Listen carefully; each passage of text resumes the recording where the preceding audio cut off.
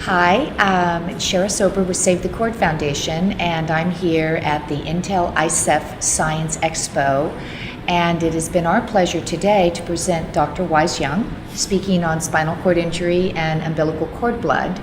And Dr. Young, if you have a minute, I have a couple questions and I'd like to ask you. Today our real emphasis was education, and in the past we've always focused on expectant parents and healthcare professionals. But can you tell us why it's so important that the next generation of young students and youth learn about umbilical cord blood education and awareness?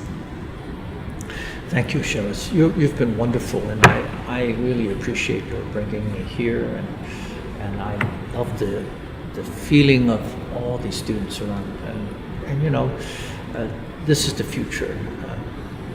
Well, I'd like to say that education is more important now than ever, but it's actually true in several ways. First of all, you know, biology is changing today. We've been practicing medicine in basically the same way for maybe 50 to 60 years now. Surgery, maybe the biggest innovation, surgery was using the microscope and being able to do things at a distance and non-invasive or minimally invasive things. So those are small changes compared to what will be coming.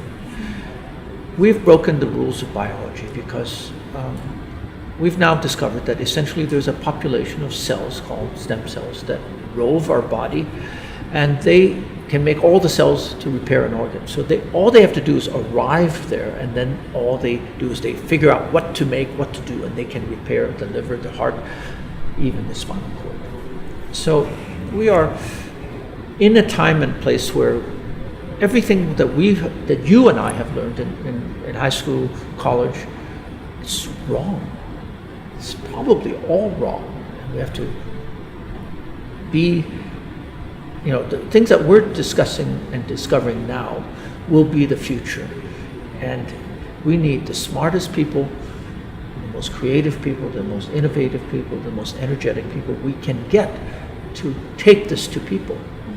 Otherwise, you know, all the dreams that we have of curing spinal cord injury, of Alzheimer's disease, of, you know, people who've lost their memory. I mean, what can we do about these people? And there's all these things that need to be done, and we now have the tools at hand, and this generation, this upcoming generation, will be those who will apply it to people.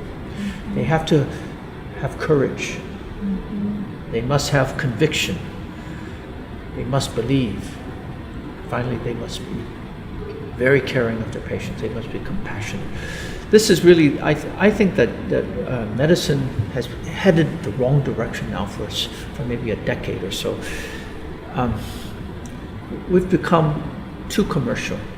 We've become a little bit too focused on profit here, to the extent that we charge a lot of money in order to make a profit. And there are therapies now that cost nearly $1 million. Almost unbelievable. We need to put our minds to work to make it affordable, to make it so that everybody gets the best care possible. This is the generation that will do it. I love that. I love that. You inspired so many young people here today. We had people following you out, coming around you, wanting to just get a little bit of piece of you and the science that you presented today, because in our lifetimes, I never thought that I would see people who were resigned to a wheelchair having the opportunity to get a second chance at life. And inspiring young people like that, I think of all the future scientists and teachers and academicians out there that are going to, jump onto your technology and spread the word. And so. Well, I really do believe, and the exercise that I do with my students all the time is I believe that there are many, many ways to do anything.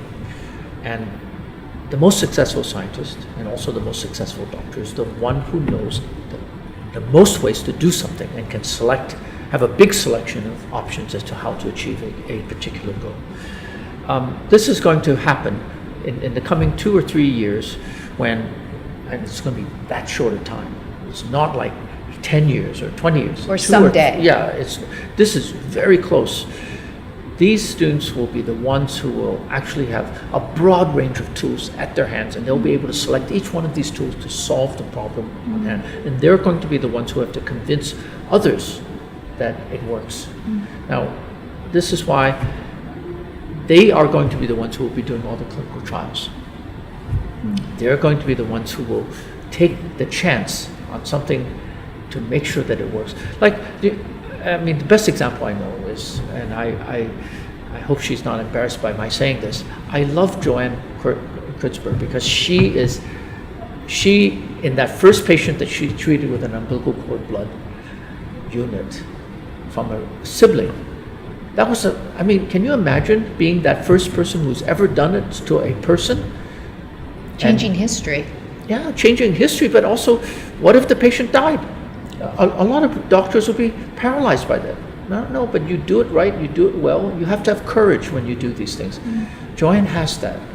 She's pioneered so many things, and this is what's necessary. This is the future generation of doctors we need to bring up, and education is absolutely essential for this. Love it.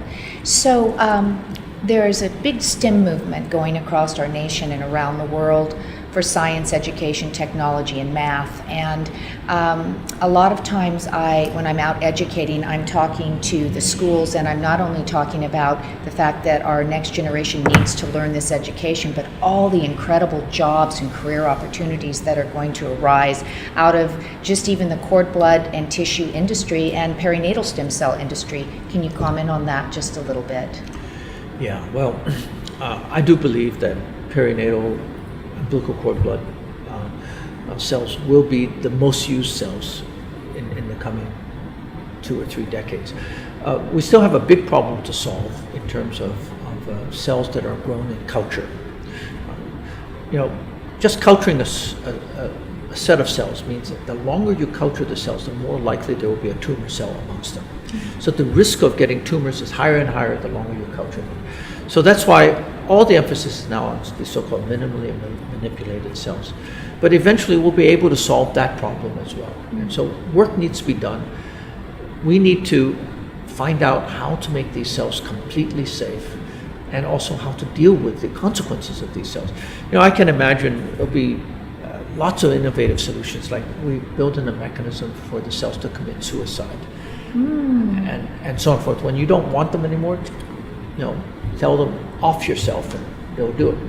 So there's a tremendous number of jobs that will come as a result of this, not only in the collection and the application of the technology, but it also in the way that this will be taken from the United States to other countries around the world. We are, in the United States, we're only 300 some million people.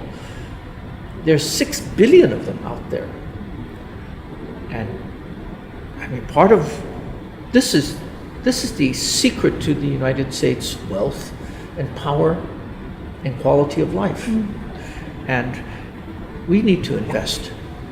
And investment, to me, is not money, it's people. If we have the best people in the world doing this, this means that this will benefit more people. And so education is absolutely essential in this process. It's not, I understand. A lot of people think, all you have to do is do science, but it's a little bit more than that. You have to do science in an innovative, creative way. And we have to teach courage as well. Teach patients, people, doctors, and patients to have courage, because that's the only way we're going to advance. A lot of the stuff that we're going to do in the coming decade or two will never have been done before. So, anyway, I'm so happy to see these high school students here. It was thrilling today, wasn't it? More than anybody else, they are. You can just see their bubbling enthusiasm. And when this one student was saying, he won't be able to sleep tonight, I'm saying, well, gosh, the older they get, the more, the less enthusiastic they get. So it's very interesting, because I've spent most of my career teaching medical students. I've always felt that I'm just putting a little topping on the cake. A little icing on the cupcake. Yeah, that's right. I'm not changing them. Yeah. College students, I'm changing them. I know, because when they go from 18 to 22, I mean, they're really ripe. They're ready to take on real tasks. But now I'm seeing, wow, high school, oof, they're going to be amazing. Well, I want to thank you for coming today. I want to thank StemCyte for making all of this possible. And thank you for your support of Next Generation Cord Blood. And just want to remind everybody that November 15th is World Cord Blood Day, where the entire world is going to be celebrating cord blood education and awareness. Wow. And we're excited about that this year. So I want to thank you again Thank for, you. You're for a touching great interviewer. touching the lives of so many young people. And not only was it informative, we had a great time. So thank you for coming out today. Sure. It's a pleasure. Thanks.